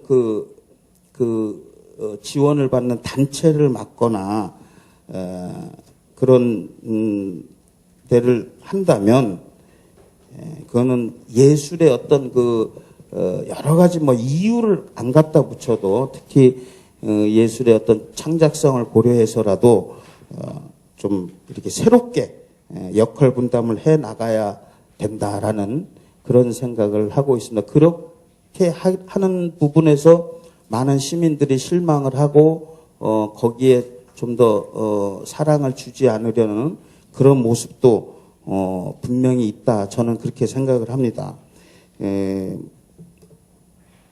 우리가 요런 그 부분을 서로 좀 같이 좀 숙제를 좀 풀어 나가려고 하는 그런 문제가 좀 해결됐으면 좋겠고요.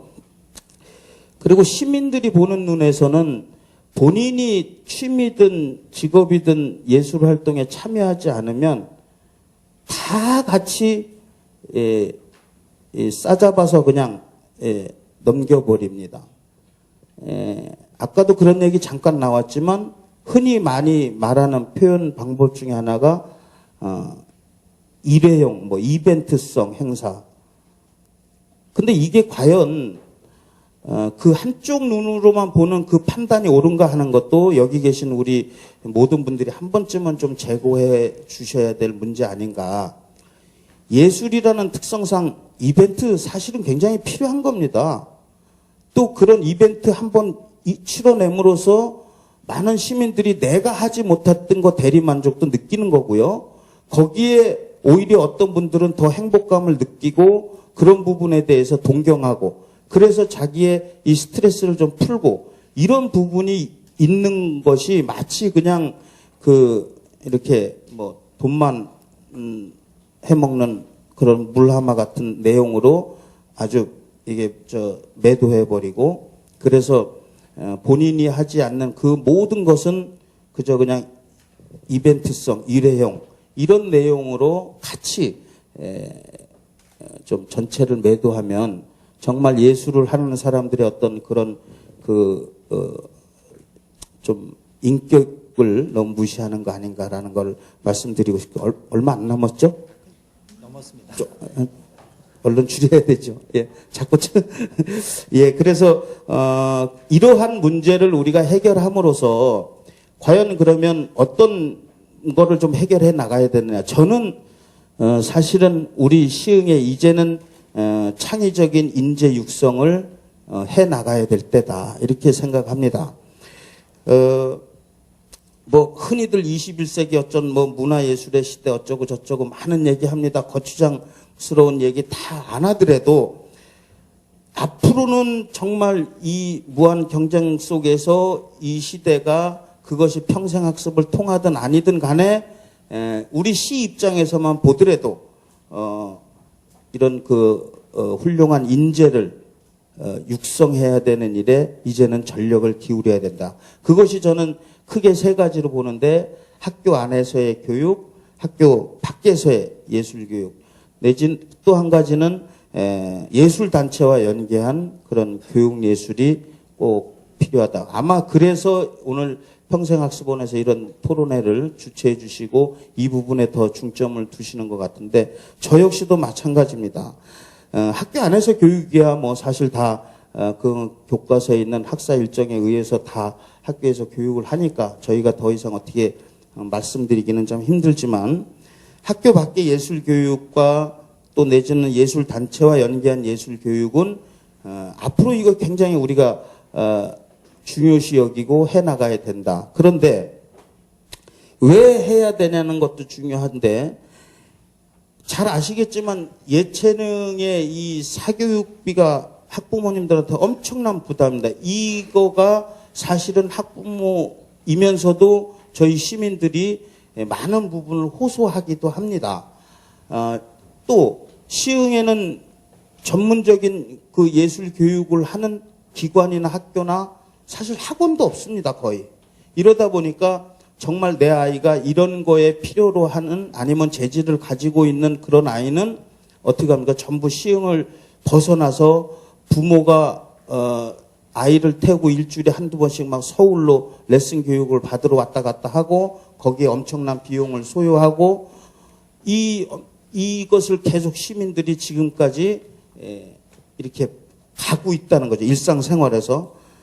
그렇기 때문에 우리 시 정책도 이런 거에 대한 어떤 그런 반영, 그래서 아주 무한한 관심이 필요로 하다. 이 부분을 좀 해결해야 될 부분에 있어서 또 예술단체도 체계적으로 이런 좀 교육을 시킬 방법 내지는 준비가 좀 돼 있어야 된다.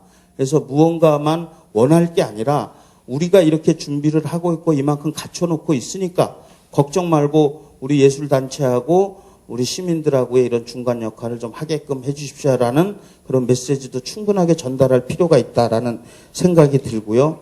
정말 이 부분은 우리 같이 좀 고민해서 어떻게 하는 것이 더 좋은가라는 것도 충분한 답을 좀 찾았으면 좋겠습니다. 하여튼 그 여러 가지로 저 역시도 드리고 싶은 얘기는 많지만 뭐 많은 분들이 또 좋은 말씀 해주셨고 또 충분히 저보다 더 나은 얘기 해주실 것을 우리 다 같이 들었는데 결론적으로는 우리 시민의 그 문화 역량을 위해서는 우리 예술 문화가 인간의 삶에 얼마나 영향을 미치고 중요한지 충분한 인식 속에서 지역 공동체를 우리 같이 실현하고 평생 학습 체제를 구축해야 하는 것은 우리 시 정부나 예술 단체나 그리고 예술인들이나 또 시민들이 각자의 분담에서 책임과 역할 또 문화의 수준 그런 역량을 충분히 발휘해야 될 것이라는 것이 제 결론적인 생각입니다. 끝까지 경청해 주셔서 고맙습니다. 감사합니다. 저로서는 좀 아프게 들어야 될 말씀들도 많았고요. 또 좋은 정책적인 차관점도 몇 가지 얻는 좋은 자리였습니다. 저도 이렇게 책자로 묶인 자료집은 오늘 처음 봤는데요. 목차에 보니까 맨 마지막 토론 순서로 시흥시장 해놓고 85페이지 이래놨길래 85페이지를 폈더니 그냥 머리가 하얘지더라고요. 예. 우리가 뭐 문화예술에 대한 뭐 투자 확대, 생활체육, 또 복지 확충, 교육 지원 강화, 또 뭐 마을 만들기, 사회적 기업 지원, 뭐 이런 이 많은 고민들을 여러 가지 영역에서 하고 있는데 또 오늘 토론하는 것도 마찬가지고요. 궁극적으로는 결국 나 자신, 또 우리 시민들 삶의 질을 높이자. 이거인 것 같습니다. 뭐 국가적으로는 뭐 창의적 인재 육성 뭐 이렇게 얘기될 수도 있겠지만은요. 그래서 어떻게 하면 나 자신이 또 우리 주민이 우리 지역의 주인이 되고 스스로 삶의 주인으로 서게 할 것인가 하는 그런 고민을 하다 보니까 지금 오늘 많은 토론들을 하고 있는데요. 두 분 교수님 말씀 들으면서 우리 삶의 현장, 우리 삶의 공간, 우리 지역 단위에서 또 평생학습이라는 영역에서 그러한 고민들을 잘 버무릴 때 많이 좋은 답이 주어질 것이다 하는 그런 그런 말씀 우리가 뭐 어찌 보면 늘 하고 있는 얘기입니다만은 다시 한번 우리 지역 단위에서의 평생학습의 어떤 역할 이런 것들의 중요성을 다시 한번 느끼게 해주시는 그런 말씀이었던 것 같습니다. 그리고 또 도시의 전체적인 어떤 그 흐름으로 봐도 그런 것 같습니다. 우리 내부에서 자주 드리는 말씀인데 우리가 2015년부터 이제 인구 절대 감소 시기에 들지 않습니까? 그리고 2100년만 돼도 지금 인구의 절반도 안 되는 인구가 한반도에 살게 된다고 하고요. 그랬을 때 이제 수도권 도시들도 이제는 뭐 그동안에 밀려드는 인구를 어떻게 수용할 것인가를 고민했지만 앞으로는 어떻게 이 인구를 유지하고 빠져나가지 않게 할 것인가, 어떻게 하면 인구를 유치할 것인가를 고민하는 시기가 곧 다가올 겁니다. 그래서 뭐 좋은 교육 시설과 좋은 의료 환경은 뭐 당연한 것일 거고요. 이제는 사람들이 뭔가 좀 분위기 좋은 동네, 일 마치고 동네 들어오면 왠지 기분이 좋아지고 이웃들을 만나면은 즐겁게 반갑게 인사할 수 있는 그런 동네를 찾지 않을까. 뭔가 공간적으로는 숨 쉴 여유가 있는 공간, 또 공동체가 살아있는 공간. 이런 것들도 결국은 문화가 살아있는 도시 많이 인구를 유지하고 유치할 수 있을 것이다 하는 그런, 그래서 미래의 도시를 유지해 나가는 데 있어서도 너무나 절박한 과제로 우리가 평생학습 또 문화의 문제를 고민해야 된다 하는 그런 생각도 들고요. 저는 그런 고백을 많이 합니다. 제 자신이 이렇게 뭐 일할 때는 뭐 아주 재밌게 하는데요. 일 끝나고 나면 내가 오늘 하루 잘 살았나? 또 가끔 어떤 시간적인 여유가 잠깐 주어졌을 때 뭐 할 게 없어요. 그래서 우리 옆에 계신 자바르테 이은진 대표님께 재작년부터 내가 제대로 이 교육 받지 못했고 체험하지 못했고 훈련되지 못해서 그래서 좋은 음악을 들을 귀가 열려 있지 않고 좋은 그림이나 사진을 볼 눈이 열려 있지 않은 탓에 일 중독자로 살고 있다. 그래서 우리 지역의 아이들 그런 어른으로 안 키우려면은 어릴 때부터 다양한 문화예술에 대한 교육, 체험 이런 것들을 좀 많이 하는 그런 도시를 만들고 싶다. 와서 시흥에 와서 좀 같이 하자. 뭐 이런 고백과 제안을 하기도 했는데, 근데 왜 안 오는 거예요? 아무튼 계속 그래서 이따가 그 답을 좀 주시고요. 그리고 능곡동에 전부 아파트로 구성된 마을이고요. 또 절반이 임대 아파트입니다. 그래서 우리 교육문화공동체 삼가교육에 우리 이창희 대표님 모시고 주민들하고 같이 공부도 하고 그러면서 이 천안에 아까 소개된 저기를 흉내를 냈어요. 우리 능곡동도 마을형 사회적 기업 시범 전국 3개 지정하는데 당당히 끼어가지고 근데 몇 달 만에 다 말아먹었습니다. 다 망했어요. 예.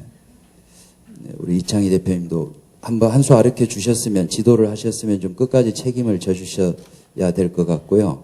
그래서 AS도 좀 부탁을 드리고 그 일을 겪으면서도 역시 사람의 문제다. 사람, 주체, 주인으로 서 있는 주민이 없는 데서는 어떤 사업이나 혹은 물질적 지원도 뿌리 내리기 어렵다 하는 것을 절실하게 또 느끼고 배웠습니다. 그래서 결국은 오늘 이 자리에서는 뭐 디자이너, 마을 디자이너, 뭐 코디네이터, 뭐 또 리더 여러 가지 표현이 있었습니다만은 결국은 사람과 또 물적 기반을 어떻게 확보하고 확충해 나갈 것인가 이게 결국 좋은 도시를 만들어 나가는 또 평생학습이 활발하게 우리의 삶의 공간마다마다에서 이렇게 활발하게 돌아가는 그런 도시를 만들 수 있지 않을까 그런 생각을 다시 한번 해보게 됩니다. 아까 우리 이창희 대표님께서 주신 말씀에 의하면 모르겠어요. 우리 능곡이 실패한 것도 결국 사람에 대한 투자를 소홀히 한 게 아닌가 하는 그런 또 반성도 하는 시간이 됐습니다만은 그래서 어쨌든 우리의 인적, 물적 기반을 확보하고 그거를 확대해 나가기 위해서 시는 자치행정은 무엇을 해야 될 것인가. 요게 요즘에 와서 이제 그 고민을 하는 부분인데요. 그래서 문화체육, 그다음 교육 청소년, 그리고 지속 가능한 도시 한 이 3가지 정도의 영역에서 정말 민관이 제대로 협력하고 협치하고 좀 더 정확하게는 정말 시민이 그러한 영역의 모든 사업과 정책, 모든 활동의 주인이 되게 하는 그런 틀거리를 어떻게 새롭게 짤 것인가를 고민을 하고 또 의회하고도 협의를 하고 있습니다. 아무튼 이번 평생학습 축제를 통해서요 그런 우리가 행정이 해야 될 일 또 더 나아가서 어떻게 하면은 이런 시민 역량을 키우고 또 키워진 역량을 담아낼 수 있는 그릇을 어떻게 만들어낼 것인가에 대한 답을 찾아보겠습니다. 제 얘기는 여기까지 하고요. 남은 시간은 우리 참석자들 말씀을 듣고 싶습니다. 고맙습니다.